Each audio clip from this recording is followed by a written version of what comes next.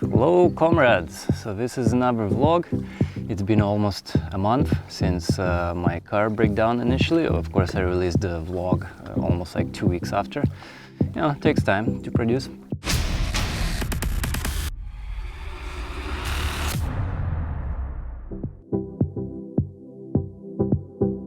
This place is actually Cascade Peninsula on Harrison Lake on the western side. It's surprising that I've never been here. I've been riding this road or with people or myself for about past 20 years. I used to further down the lake up north on Cockburn Beach before it became official campground, you know, and charging money. It used to be a wild camping spot. You would just park on the side of the road and just, go on the beach right there and deploy your tents, all that. But anyway, so I've been driving here all these years and I've never seen this spot. Beautiful little peninsula place. So initially I wanted to go to Squamish and try to hit the Indian Arm from the Squamish, from northern part, because that's the only way you can access that area. But considering all my breakdowns in the past month and how long it took to repair things, and plus that I have airbags on the rear axle installed coming up on Tuesday at North Shore off-road, I kind of canned that idea, because that stretch of off-road, well, dirt road, whatever it is, quite long, and in off-season sometimes may not be accessible. There's like snow in there supposedly all the way till May. Probably the only wild spot access to the ocean side or seaside, because everything else here camping BC is pretty much lakes and rivers. So I'm still not really confident in my car right now. I need to do a few simple camping trips, get my confidence back that I'm not gonna break down somewhere out there again. Everything should be good. So getting back to my initial first breakdown, after a tow truck arrived, I did camp out, basically urban camping. First time at the dealership. In the morning, basically tried to squeeze myself in, you know, to be first, because obviously we have a lineup of work to do. So by noon, they did check, did their own readings and so on. And I did reset my OBD2 readouts that I did. It's just I've been unplugging like a hot air sensor and other things, so there's been junk code, so I decided to reset, because in the morning the car seemed to behave just fine. You know, no deep blinking shifter issues and all that kind of stuff. So they tried initially, nothing came up. So they're like, sorry, we couldn't diagnose anything, everything seems to be fine. I'm like, BS. You know, I've been told here, try to get out of civilization. And the guy's like, well, maybe you shouldn't have reset the OBD2 codes. And I'm like, well, that's the thing with that issue. There are times the car would die out without codes coming up. Like there are some times when I would reset them, they would come up, and sometimes not, and all that kind of stuff. What I did is, this evening, I came back and I did driving just around dealership for like a good hour or so. Started stalling. Probably stalled about 15 times, different conditions, switching gears, all that stuff. Usually would die out at a slower speed, and but the codes wouldn't come up. So that was the problem. I'm like, come on, I need something to come up so these guys can actually start doing something, which is completely BS, you know.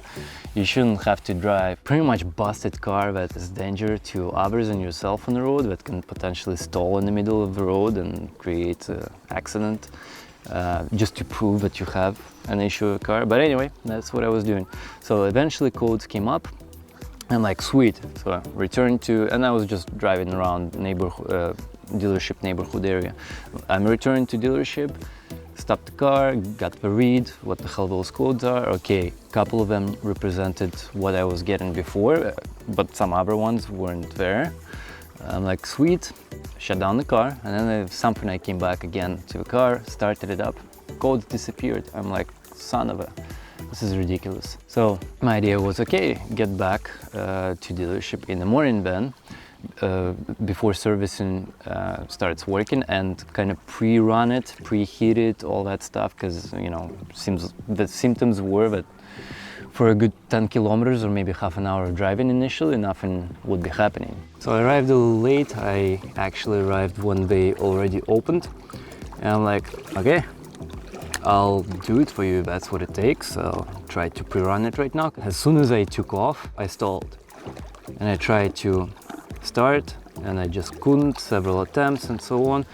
Now they saw it, and code came up. I'm like, sweet, perfect, I can finally go to work. So after that, the next day they called me and said, oh, it's a transmission issue. Mechanic was diagnosing, and the transmission issue came up finally. I'm like, oh crap, okay, so I arrived that day, okay, what are we gonna do? And of course he's like, well, you want a new transmission, refabricated, almost like brand new, with 3-year warranty. And the guy's like, okay, you want to purchase and do the labor. You know, that's the worst thing you want to hear, is something wrong with your training or whatever. And of course they're also telling, oh, you got big tires, whatever. And of course, yeah, once you go big tires and do these things, you wearing out things faster. But it's not like it's just gonna be, you know, a year that a transmission is gonna last after upgrade. No, over the years. But yeah, it does have more wear on tranny, on differentials, on everything. It is like ball joints, U-joints, all kinds of stuff when you get a lift. That's the downside. You know, I think many people doing lifts and overloading their vehicles, they kind of aware of that. That's just part of life. So I'm like, okay, let's do it. It sucks, but you gotta do what you gotta do. So then on Facebook, a couple of guys recommend me, like, oh, maybe you should rebuild the tranny or get it to the tranny shop that specializes just on that.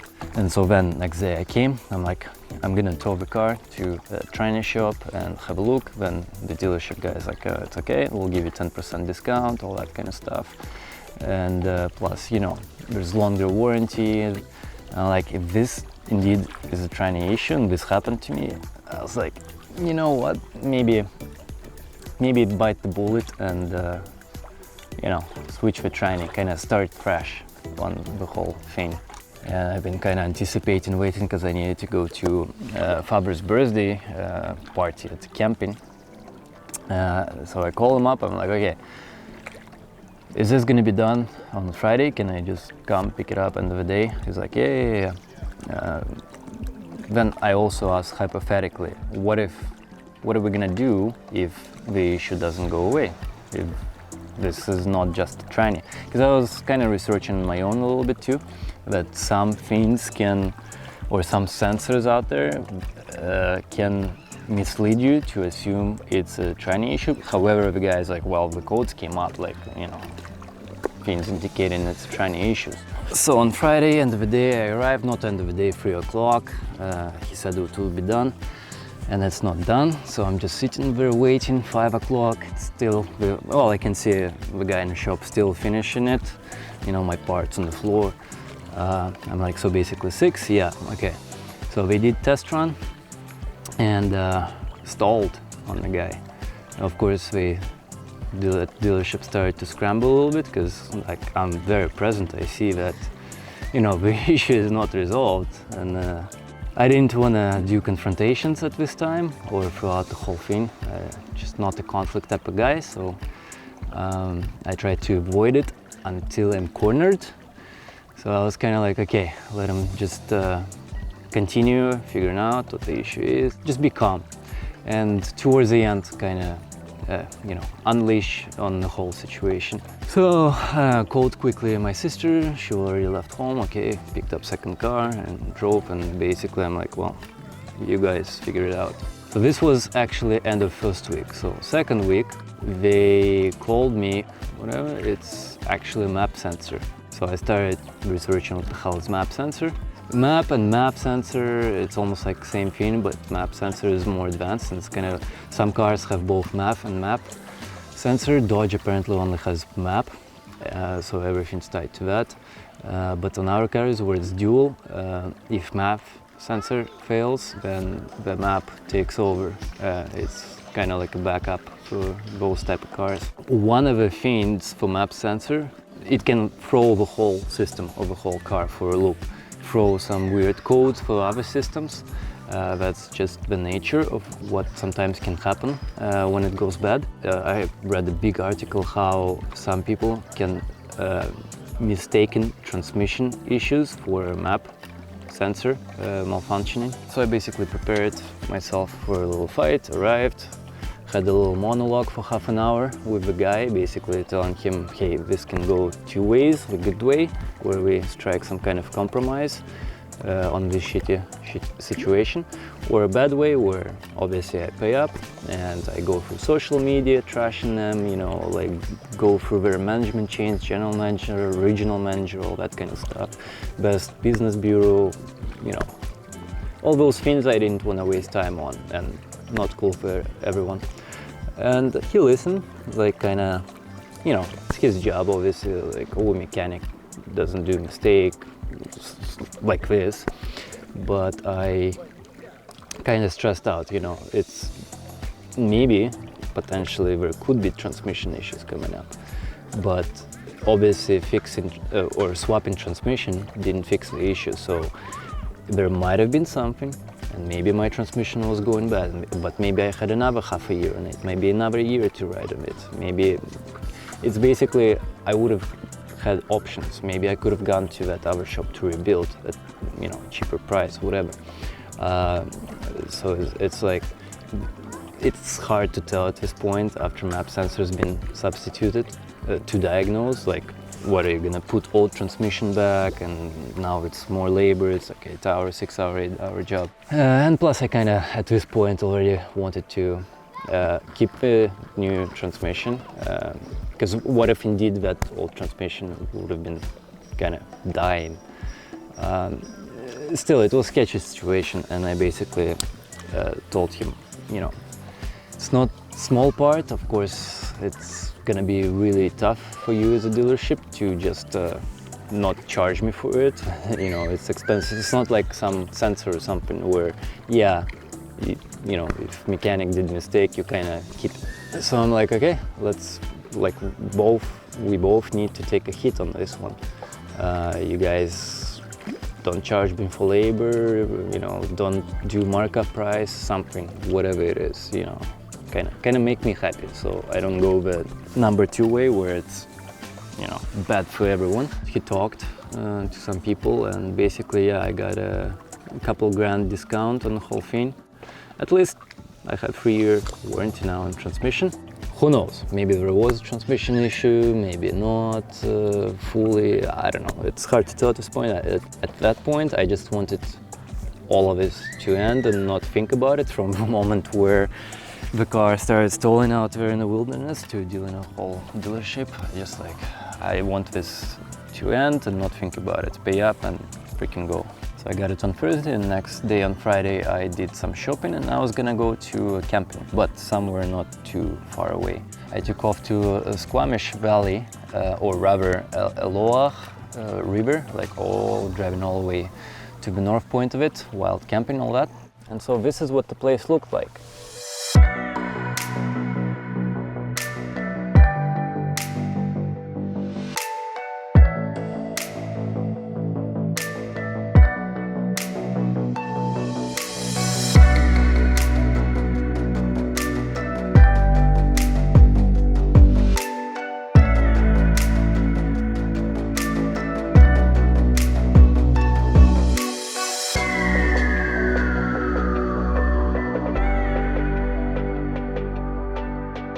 As I was arriving to it, engine light came on.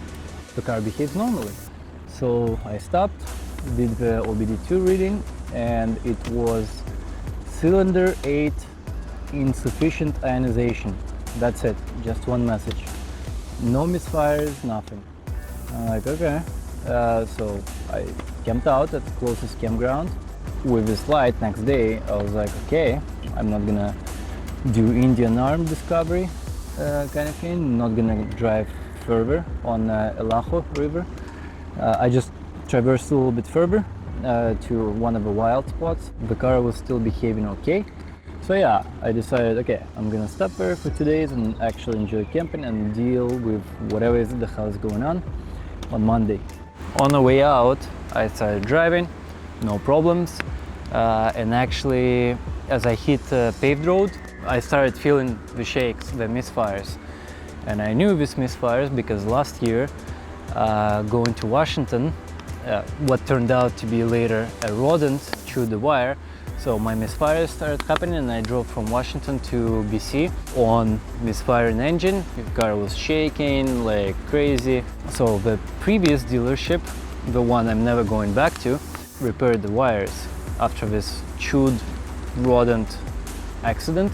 So I did the OBD2 read, and now besides the insufficient ionization, it was also cylinder 8 misfire, and cylinder 8 is exactly what I had last year. And after that rodent incident, I also had valve spring fail on me, I think 2-3 weeks later after that. So there is a history of coil 8. Monday morning, drove home, still 150 kilometers, misfiring engine on pressing gas, but I managed to get home. At least with misfiring engine, when it's not too crazy, you can still get home. Unless it's, I don't know, like a push rod or something, then you would have heavy metal hitting sounds, and of course in that case you better probably stop and call tow truck. But the symptoms I had were exactly the same misfiring as last year. So on Monday I drove truck to dealership, to the same one that I had to deal with tranny issue and map sensor. Of course it's a different issue, so you know, get in the line kind of thing. If it was related to previous issue, then of course they would service me right away. And holy crap, this is like mosquito hell right here. I'm actually gonna show you what's going on. I'm riding the car right now to recharge my battery, so the fridge is working, because I'm still on only one battery. I don't have dual setup. I'm sprayed all over with mosquito spray, but what I'm seeing here, because there's heat going on here with exhaust, all that, it's nightmare. It's like, once I get in tonight, I'll have to be killing mosquitoes for like a good 20 minutes or so. Oh hey, change of scenery. I moved from the spot that I camped at last night. This is actually down to Boston Bar, from Harrison to Boston Bar Road. That's exactly where 3 weeks ago, or almost a month ago, on this road, much further, this is where all my tranny, whatever map sensor, all that stuff happened. And this spot by the river, I actually drove by so many times in the past couple of years that I was like, okay, I'm gonna come here in fall when salmon season, and this is gonna be absolutely awesome place to fish. So yeah, the next day I get a call, and the advisor guy is saying the mechanic popped wires, and I actually told them right away that I have a history of cylinder 8. It's most likely wires, because apparently map sensor is located just behind 8 cylinder on 5.7 V8 Hemi engine in Ram. And as they worked on it, I figured maybe they touched a bundle of wires, that tube disturbed a little bit. Then I had all the shakes going on forestry road, and I thought, okay, maybe some wires got loose. And actually that turned out to be true. So the guy told me the mechanic popped it up, and within a feet of wiring he saw 3 freaking repairs of the wire. Plus another wire, as he started like working in the area, just fell off. Like it was so brittle, it just fell off. So mechanic said I got lucky that that wire didn't touch something else in the engine. Otherwise it would have shorted my PCM, power control module. And those things cost $1,500. That's without labor, of course. Canadian $1,500, so it's crazy. I basically really did get lucky that I was able to even drive back home.